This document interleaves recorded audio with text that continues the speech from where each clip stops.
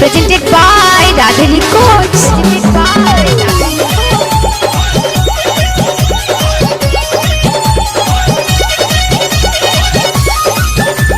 Music by Manoj Bhatti.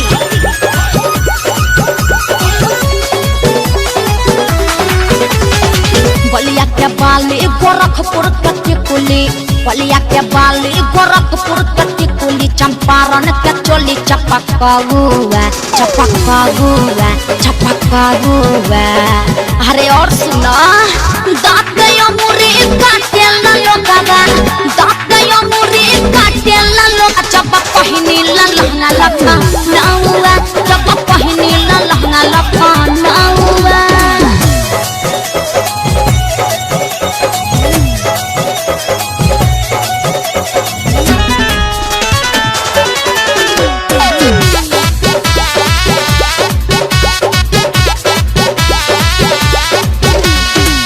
घर से बाहर निकले जब लइकन नमच खला बोले, हमारा चलते केतना चने के लागे लभरिया धले। अरे कितना लोग रांची चल गइले।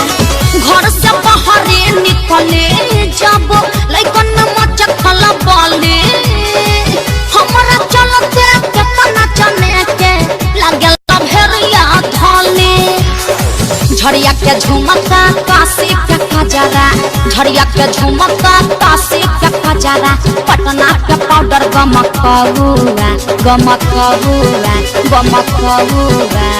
अरे सुना ना दाँत मुरी काटे ला लोगावा, दाँत मुरी काटे ला लोगा, जब पहिनी ला लहंगा लखा नाउआ, जब पहिनी ला लहंगा लखा नाउआ।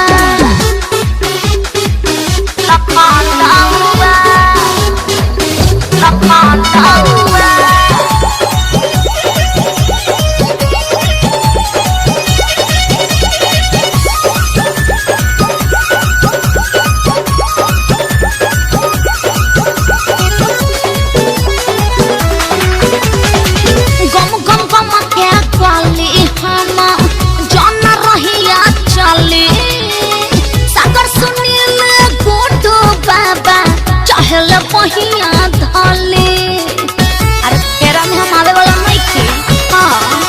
गम के बोली हम जौन रहिया चले, सागर सुनील गोटू बाबा चहल पहिया धले। बक्सर के बिंदिया उड़ैले बनिंदिया, बक्सर के बिंदिया उड़ैले बनिंदिया, पड़ल बाकी छभर गौआ अरे गौआ। ओफो दाँत मुरी काटे ला लोगा, दाँत मुरी काटे ला लोगा, जब पहिनी ला लहंगा लखा नाउआ, जब पहिनी ला लहंगा लखा नाउआ।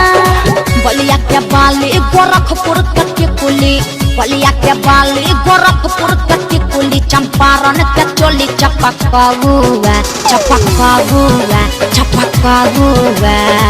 अरे और सुना दाँत मुरी काटे ला लोगावा, दाँत मुरी काटे ला लोगा, जब पहिनी ला लहंगा लखा नाउआ, जब पहिनी ला लहंगा लखा